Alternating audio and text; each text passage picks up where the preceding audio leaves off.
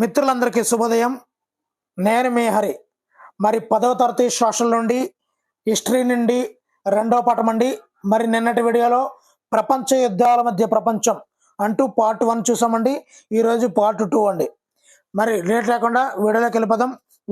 వీడియోలో ఉన్నటువంటి బిట్లు టాపిక్ నచ్చితే తప్పనిసరిగా లైక్ చేయండి. టాపిక్లోకి వెళ్ళిపోదామండి. రష్యా చక్రవర్తిని మనం జార్ అని పిలుస్తామండి. రష్యా జాతీయ అసెంబ్లీ పార్లమెంట్ని జోమా అంటాము. అదేవిధంగా రెండు ఖండాలలో అనగా ఐరోపా ఆఫ్రికా ఖండాల్లో విస్తరించింది రష్యా అండి. అదేవిధంగా జనాభాలో మూడవ దేశం రష్యా అండి. నెక్స్ట్ రష్యా చివరి జార్ని నికోలస్ 2 అని కూడా పిలుస్తామండి. రష్యా చివరి జార్ని నికోలస్ 2 అని కూడా పిలుస్తాం. మరి రష్యా విప్లవం నాటి రష్యా చక్రవర్తి ఎవరు అంటే నికోలస్ 2 అండి. నికోలస్ 2 మరి 1917లో రష్యా విప్లవం జరిగిందండి.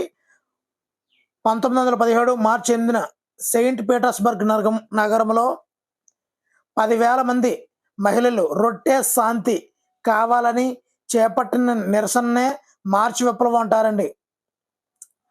నెక్స్ట్ అక్టోబర్ విప్లవం, దీనిని సోషలిస్ట్ విప్లవం అంటారండి.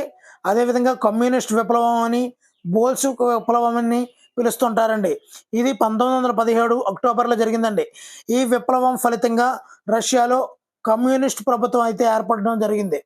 నెక్స్ట్ సోవియట్లు మొదటి ప్రపంచ యుద్ధంలో రష్యా పాల్గొవటాన్ని వ్యతిరేకిస్తూ సైనికులు, పారిశ్రామిక కార్మికులు, గ్రామీణ ప్రాంత ప్రజలతో ఏర్పడిన సంఘాలనే మనం సోవియట్లు అంటామండి. అదేవిధంగా బోల్షివిక్లు, రష్యా కమ్యూనిస్ట్ పార్టీలో లెనిన్ నాయకత్వ వర్గమే బోల్షివిక్లు. బోల్షివిక్ నాయకుడు ఎవరు అంటే లెనిన్. ఇక్కడ యుఎస్ఎస్ఆర్ అంటే union of Soviet socialist republic, ఇది 1924లో ఏర్పడింది. యుఎస్ఎస్ఆర్ 1924లో ఏర్పడింది. బోల్షివిక్ నాయకుడు లెనిన్, వ్లాదిమిర్ లెనిన్. అదేవిధంగా స్టాలిన్, ఇతను సోవియట్ రష్యాను బలమైన ఆర్థిక శక్తిగా మలిచారండి. అదేవిధంగా 1928లో రష్యాలో పంచవర్ష ప్రణాళికలను ప్రవేశపెట్టింది ఎవరు అంటే స్టాలిన్ అండి. రష్యాలో పంచవర్ష ప్రణాళికను ప్రవేశపెట్టింది స్టాలిన్. ఎప్పుడు అంటే 1928లో. అదేవిధంగా వ్యవసాయ రంగంలో ఉమ్మడి క్షేత్రాలు అనే విధానాన్ని కూడా ప్రవేశపెట్టింది స్టాలిన్ అండి. నెక్స్ట్ కొమిన్టర్న్, ఇది కమ్యూనిస్ట్ దేశాలతో ఏర్పడినటువంటి సమాఖ్య కొమిన్టర్న్. నెక్స్ట్ యానిమల్ ఫామ్, కమ్యూనిస్ట్ ప్రభుత్వం అయినటువంటి రష్యా విప్లవంలోని ఆదర్శాలను ఎలా నీరుగార్చారో ఈ గ్రంథంలో జార్జ్ ఆర్వెల్ రాయడం అయితే జరిగిందండి. యానిమల్ ఫామ్ అంటే కమ్యూనిస్ట్ ప్రభుత్వం రష్యా విప్లవంలోని ఆదర్శాలను ఎలా నీరుగార్చారో ఈ గ్రంథం యానిమల్ ఫామ్ అనే గ్రంథంలో జార్జ్ ఆర్వెల్ రాయడం జరిగింది. నెక్స్ట్ తీవ్ర ఆర్థిక మాంద్యం, 1929-1939 మధ్యకాలంలో వస్తువుల యొక్క డిమాండ్ పడిపోవడంతో ధరలు బాగా పడిపోయి ఆర్థిక పరిస్థితి క్షీణించడాన్నే తీవ్ర ఆర్థిక మాంద్యం అంటారండి. ఈ కాలంలో ఉపాధి తగ్గి నిరుద్యోగం పెరిగిపోయింది. నెక్స్ట్ జేఎం కీన్స్, ఆర్థిక మాంద్య కాలంలో ప్రభుత్వం యొక్క పెట్టుబడి పెంచి ఉపాధి కల్పించడంలో ముఖ్య పాత్ర పోషించాలని ఈయనైతే పేర్కోవడం జరిగిందండి. అదేవిధంగా ఒక కొత్త ఒప్పందం న్యూ డీల్ విధానాన్ని ప్రవేశపెట్టారండి. అది ఆర్థిక మాంద్యానికి గురైన వారికి పునరావాసం, ఆర్థిక సంస్థల సంస్కరణ, ఆర్థిక పరిస్థితి తిరిగి కోలుకోవడానికి చర్యలు చేపట్టడానికి నాటి అమెరికా అధ్యక్షుడైనటువంటి రూజ్వెల్ట్ ప్రవేశపెట్టినటువంటి ఈ విధానాన్నే కొత్త విధానం లేదా న్యూ డీల్ విధానం అంటారండి. దీన్ని రూజ్వెల్ట్ ప్రవేశపెట్టారండి. ఇప్పుడు వీటి యొక్క క్వశ్చన్ అండ్ ఆన్సర్స్ని మనం చూద్దామండి. అదేవిధంగా జర్మనీపై ఆర్థిక మాంద్య ప్రభావం ఏ విధంగా ఉంది అంటే బాగా ఎక్కువగా ఆర్థిక మాంద్య ప్రభావానికి జర్మనీ ఎక్కువగా గురైందండి. ఉత్పత్తి తగ్గింది, నిరుద్యోగం అయితే 60 లక్షలకు చేరిందండి. మరి జర్మనీ వీధుల్లో పురుషులు ఏ పనులు చేయడానికైనా సిద్ధం అని రాసి ఉన్న కార్డులు మెడలో తగిలించుకొని కనబడేవాళ్ళు.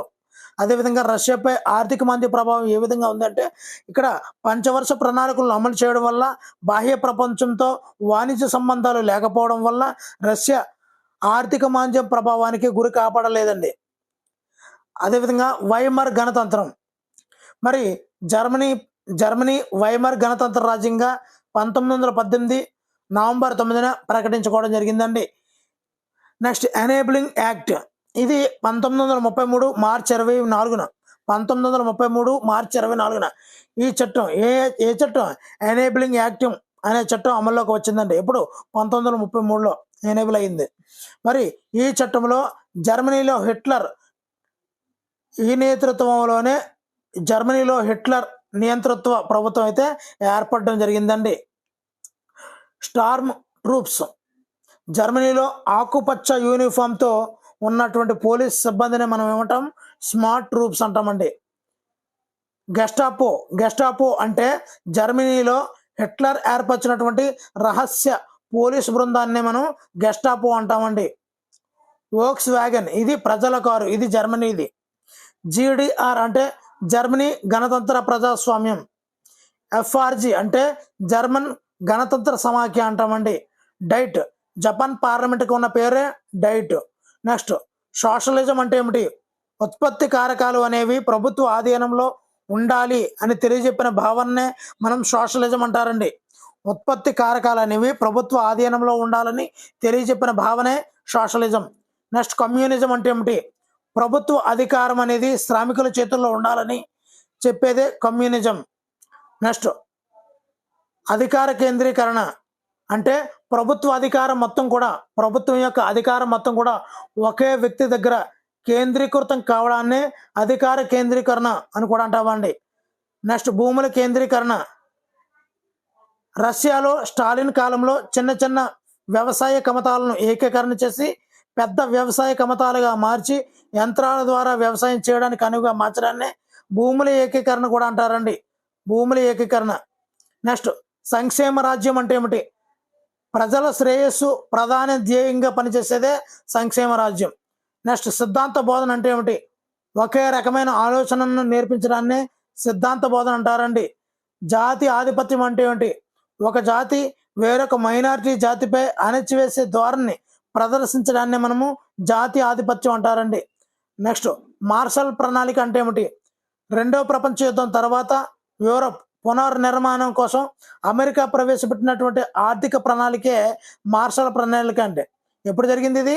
రెండవ ప్రపంచ యుద్ధం తర్వాత యూరప్ యొక్క పునర్నిర్మాణం కోసం అమెరికా ప్రవేశపెట్టినటువంటి ఆర్థిక ప్రణాళికే మార్షల్ ప్రణాళిక అండి. నెక్స్ట్ యాల్టా సమావేశం. ఈ సమావేశంలో చర్చిల్, రూజ్వెల్ట్, స్టాలిన్ వీళ్ళు పాల్గొనడం జరిగిందండి. ఇప్పుడు వాటి నుంచి బీట్లు చూద్దామండి. జార్ల పాలనలో రష్యా ఎన్ని ఖండాలలో విస్తరించి ఉండేది? ఆన్సర్ ఆప్షన్ బి 2 ఖండాలు. చైనా భారతదేశం తర్వాత 15.6 కోట్ల జనాభాతో 3వ అతిపెద్ద దేశంగా చైనా భారతదేశం తర్వాత 15.6 కోట్ల జనాభాతో 3వ అతిపెద్ద దేశంగా ఏది ఉండేది? Answer option B Russia. Next రష్యన్లలో అధిక శాతం దేనితో జీవనోపాధి పొందేవారు? ఆన్సర్ ఆప్షన్ సి వ్యవసాయంతో. నెక్స్ట్ భూమిపై నియంత్రణ విషయంలో ఎవరి మధ్య ఘర్షణలు తలెత్తుతూ ఉండేవి? భూమిపై నియంత్రణ విషయంలో ఎవరి మధ్య ఘర్షణలు తలెత్తుతూ ఉండేవి? ఆన్సర్ ఆప్షన్ బి ఫ్యూడల్ భూస్వాములకు రైతాంగానికి మధ్య. నెక్స్ట్ ఐదవది మొదటి ప్రపంచ యుద్ధానికి ముందు ప్రపంచంలోకెల్లా అతిపెద్ద సైన్యం ఏ దేశానికి ఉండేది? మొదటి ప్రపంచ యుద్ధానికి ముందు ప్రపంచంలోకెల్లా అతిపెద్ద సైన్యం ఏ దేశానికి ఉండేది? Answer option C Russia. ఆరవదండి 1917 నాటికి మొదటి ప్రపంచ యుద్ధంలో రష్యాలో ఎంతమంది సైనికులు పౌరులు చనిపోయారు? 1917 నాటికి మొదటి ప్రపంచ యుద్ధంలో రష్యాలో ఎంతమంది సైనికులు పౌరులు చనిపోయారు? ఆన్సర్ ఆప్షన్ సి 20 లక్షల మంది అండి. 20 లక్షలు. నెక్స్ట్ 1917లో మార్చి 8న సెయింట్ పీటర్స్బర్గ్ నగరంలో 10,000 మంది మహిళలు ఏమని కోరారు? ఆన్సర్ ఆప్షన్ సి రొట్టె శాంతి కావాలని. నెక్స్ట్ 8వది 1917లో సంభవించినటువంటి తొలి రష్యన్ విప్లవాన్ని ఏమని అంటారు? 1917లో సంభవించిన తొలి రష్యన్ విప్లవాన్ని ఆన్సర్ ఆప్షన్ బి మార్చి విప్లవం. నెక్స్ట్, అక్టోబర్ 1917లో సంభవించిన పెద్ద విప్లవం దేని నాయకత్వంలో జరిగింది? ఆన్సర్ ఆప్షన్ బి సోవియట్ల నాయకత్వంలో అక్టోబర్ విప్లవం అనేది జరిగింది. నెక్స్ట్, బోల్షివిక్లకు ఎవరు నాయకత్వం వహించారు? బోల్షివిక్లకు ఎవరు నాయకత్వం వహించారు? Answer option B Lenin. Next, 1924లో రష్యా సోవియట్ ప్రభుత్వం ఏర్పాటు చేసిన సమాఖ్య పేరేమిటి? 1924లో రష్యా సోవియట్ ప్రభుత్వం ఏర్పాటు చేసిన సమాఖ్య పేరేమిటి? Answer option A Soviet socialist రిపబ్లిక్ల సమాఖ్య, యుఎస్ఎస్ఆర్. నెక్స్ట్, 1924లో లెనిన్ చనిపోయిన తర్వాత కమ్యూనిస్ట్ పార్టీ నాయకుడు ఎవరు? Answer option b Stalin. Lenin తర్వాత స్టాలిన్. నెక్స్ట్, 1928లో యుఎస్ఎస్ఆర్ ఏ ప్రణాళికాబద్ధ ఆర్థిక అభివృద్ధిని చేపట్టింది? ఆన్సర్ ఆప్షన్ సి పంచవర్ష ప్రణాళికలతో 1928లో. నెక్స్ట్, వ్యవసాయంలో ఏ జోడు విధానాలను యుఎస్ఎస్ఆర్ అవలంబించింది? వ్యవసాయంలో ఏ జోడు విధానాలను యుఎస్ఎస్ఆర్ అవలంబించింది? ఆన్సర్ ఆప్షన్ బి వేగవంతమైన పారిశ్రామికీకరణ, వ్యవసాయంలో భూముల ఏకీకరణ. 15వదండి, 1929-1930లో యుఎస్ఎస్ఆర్లో తీవ్ర కరువు ఎదురవడానికి కారణం ఏమిటి? తీవ్ర కరువు ఎదురవడానికి కారణం ఆన్సర్ ఆప్షన్ బి రైతాంగం, ప్రత్యేకించి పెద్ద రైతులు భూముల ఏకీకరణను వ్యతిరేకించడం. 16వ పెట్టండి, యుఎస్ఎస్ఆర్లో పరిశ్రమలు ఎవరి ఆధీనంలో ఉండేవి? ఆన్సర్ ఆప్షన్ సి ప్రభుత్వ ఆధీనంలో యుఎస్ఎస్ఆర్లో పరిశ్రమలు ఆధీనంలో ఉండేవి. 17వది, అక్టోబర్ విప్లవం తర్వాత మహిళా కార్మికుల కోసం ఫ్యాక్టరీలలో ఏమి ఏర్పాటు చేశారు? ఆన్సర్ ఆప్షన్ బి శిశు సంరక్షణ కేంద్రాలు. 18వది, యుఎస్ఎస్ఆర్ పౌరులందరికీ ఏమి కల్పించబడింది? యుఎస్ఎస్ఆర్ పౌరులందరికీ ఏమి కల్పించబడింది? ఆన్సర్ ఆప్షన్ ఏ పూర్తి ఉపాధి. 19వది, యుఎస్ఎస్ఆర్ ఏ మాంద్యం నుంచి తప్పించుకోగలిగింది? ఆన్సర్ ఆప్షన్ బి తీవ్ర మాంద్యం నుంచి తప్పించుకోగలిగింది. 20వది, ప్రపంచవ్యాప్తంగా కమ్యూనిస్ట్ విప్లవాన్ని ప్రోత్సహించడానికి ఏర్పడిన అంతర్జాతీయ సంస్థ పేరేమిటి? మరొకసారి, ప్రపంచవ్యాప్తంగా కమ్యూనిస్టులు విప్లవాన్ని ప్రోత్సహించడానికి ఏర్పడిన అంతర్జాతీయ సంస్థ పేరేమిటి? Answer option B Comintern. 21వదండి, 1920ల పౌర యుద్ధ కాలంలో మధ్య ఆసియాలో ఎంఎన్ రాయ్ దేని గురించి రాశారు? పౌర యుద్ధ కాలంలో మధ్య ఆసియాలో ఎంఎన్ రాయ్ దేని గురించి రాశాడు? ఆన్సర్ ఆప్షన్ బి కమ్యూనిస్ట్ విప్లవం, కిర్గిజ్ స్వతంత్రం గురించి. 22వది, సోవియట్ రష్యాలో 1920లో కాలుపెట్టిన భారతీయుడు షౌకత్ ఉస్మానీ దేనిని చూసి నిజమైన సమానత్వం ఉన్న దేశానికి వచ్చానని నమ్మకం కుదిరింది అని రాశాడు? ఆన్సర్ ఆప్షన్ బి ఐరోపా వాసులు ఆసియావాసులతో స్వేచ్ఛగా కలవటాన్ని చూసి. 1920లో అడుగుపెట్టినటువంటి భారతీయుడు షౌకత్ ఉస్మానీ ఈ యొక్క ఐరోపా వాసులు ఆసియావాసులతో స్వేచ్ఛగా కలవటాన్ని చూసి నిజమైన సమానత్వం ఉన్న దేశానికి వచ్చానని నమ్మకం కుదిరింది అని రాసడం జరిగింది. నెక్స్ట్, జార్జ్ ఆర్వెల్ అనే రచయిత యానిమల్ ఫామ్ అన్న తన ప్రఖ్యాత వ్యంగ్య నవలలో దేనిని చిత్రీకరించాడు? ఆన్సర్ ఆప్షన్ బి రష్యన్ విప్లవంలోని ఆదర్శాలను యుఎస్ఆర్లో ఎలా నీరుగార్చారో చిత్రీకరించాడు. 24వది, 1930లో రవీంద్రనాథ్ ఠాగూర్ రష్యా నుంచి మాస్కో గురించి ఏమి రాశాడు? రవీంద్రనాథ్ ఠాగూర్ రష్యా నుంచి మాస్కో గురించి ఏమి రాశారు? ఆన్సర్ ఆప్షన్ బి మాస్కో అంతా శుభ్రంగా అనిపించదని.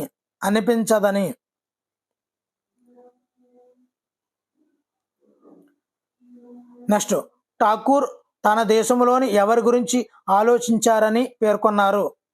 తన దేశంలోని ఎవరి గురించి ఆలోచించారని పేర్కొన్నారు? ఆన్సర్ ఆప్షన్ బి, రైతాంగం గురించి, కార్మికుల గురించి. 26ది, తీవ్ర మాంద్యం ఎప్పుడు మొదలయ్యి దాదాపు ఎప్పటి వరకు కొనసాగింది?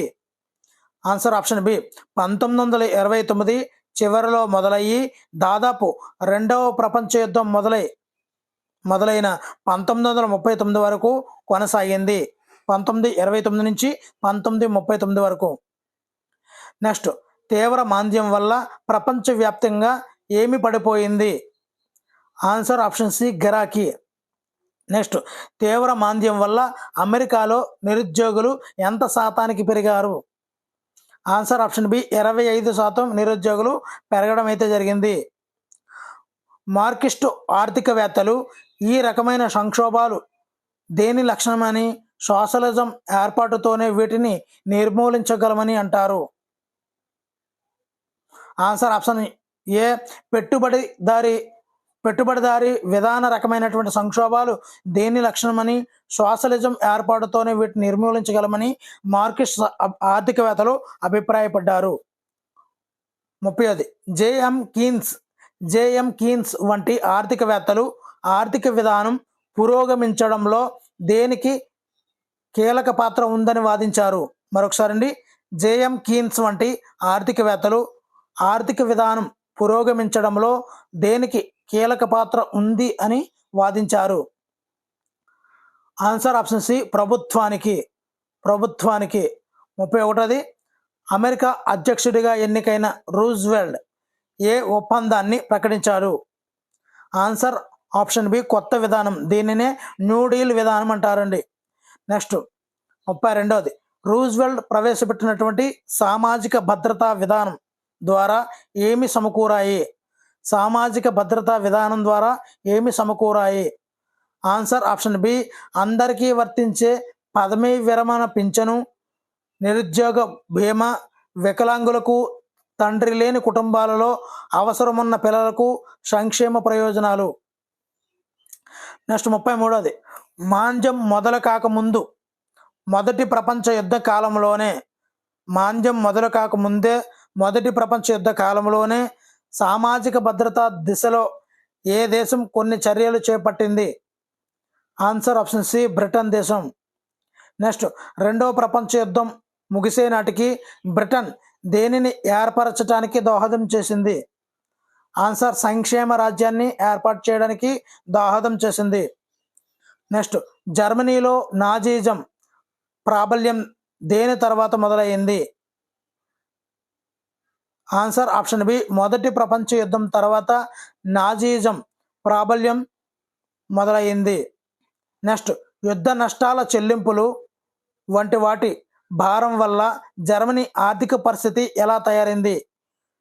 యుద్ధ నష్టాల చెల్లింపుల వంటి వాటి భారం వల్ల జర్మనీ ఆర్థిక పరిస్థితి సంక్షోభంలో పడింది. నెక్స్ట్, జర్మనీకి సహాయం చేయలేకపోవడంతో ఏ దేశం మళ్ళీ కుదేలయ్యింది? జర్మనీ. నెక్స్ట్, 38ది అండి, 1932 నాటికి జర్మనీ పారిశ్రామిక ఉత్పత్తి 1929 స్థాయితో పోలిస్తే ఎంత శాతానికి పడిపోయింది? ఆన్సర్, 40% పడిపోవడం జరిగిందండి పారిశ్రామిక ఉత్పత్తి. నెక్స్ట్, జర్మనీలో నిరుద్యోగుల సంఖ్య ఎంతకు చేరింది? ఆన్సర్ ఆప్షన్ సి, 60 లక్షలకు దిగిపోయిందండి. మరి జర్మనీ వీధులలో పురుషులు తమ వెడలో ఏమని రాసి ఉన్న ప్లకార్డులు తగిలించుకొని కనబడేవాళ్ళు? ఆన్సర్ ఆప్షన్ సి, ఏ పని చేయడానికైనా సిద్ధం అని రాసి ఉంచేవారు. 41ది, నిరుద్యోగ యువత దేనితో కాలక్షేపం చేసేవాళ్ళు? ఆన్సర్ ఆప్షన్ బి, పేకాటతో. నెక్స్ట్, 42ది, ఆర్థిక సంక్షోభం ప్రజలలో ఏమి కలిగించింది? తీవ్ర భయాలు, ఆందోళన కలిగించింది. నెక్స్ట్, మధ్యతరగతి ప్రజల ప్రత్యేకించి ఉద్యోగస్తులు, పింఛనుదారులు పొదుపులు ఎందుకు కరిగిపోసాగాయి? ఆన్సర్, కరెన్సీ విలువ కోల్పోవడం వల్ల మధ్యతరగతి ప్రజలు ప్రత్యేకించి ఉద్యోగస్తులు, పింఛనుదారుల పొదుపులు కరిగిపోయాయి. నెక్స్ట్ జర్మనీలో రాజకీయ అస్థిరత్వంతో ఏమి లేకుండా పోయింది, స్థిరమైన పాలన లేకుండా పోయింది. నెక్స్ట్ 1928లో జర్మనీ పార్లమెంట్ రిస్టాగ్లో నాజీ పార్టీకి ఎన్ని శాతం ఓట్లకు మించి రాలేదు? ఆన్సర్ 2.6% ఓట్లకు మించి రాలేదు. నెక్స్ట్ 46ది 1937 నాటికి నాజీ పార్టీ ఎన్ని శాతం ఓట్లతో అతిపెద్ద పార్టీగా పరిణమించింది? Answer option C 37%. 37% ఓట్లతో అతిపెద్ద పార్టీగా నాజీ పార్టీ 1937లో పరిణమించింది. నెక్స్ట్ 47ది హిట్లర్ దేనిని రద్దు చేస్తానని చెప్పాడు? ఆన్సర్ ఆప్షన్ ఏ వర్సైల్స్ ఒప్పందపు అన్యాయాన్ని రద్దు చేస్తానని చెప్పడం జరిగింది. 48ది హిట్లర్ రాజకీయాలలో ఏ కొత్త శైలిని ప్రవేశపెట్టాడు? ఆన్సర్ ఆప్షన్ బి పెద్ద ఎత్తున జన సమీకరణ. 49ది నాజీలు దేనితో ఎర్ర జెండాలు ఉపయోగించసాగారు? నాజీలు ఆన్సర్ ఆప్షన్ బి స్వస్తిక్ గుర్తుతో నాజీలు ఎర్ర జెండాలు ఉపయోగించారు. మరి వీడియోలో చివరి పెట్టండి. జర్మను కార్మిక సమాక్ష నాయకుడైనటువంటి రాబర్ట్ లే పిల్లలకు ఎన్ని సంవత్సరాల వయస్సు నుంచే నాజీ సిద్ధాంతం మొదలు పెడతామని చెప్పాడు?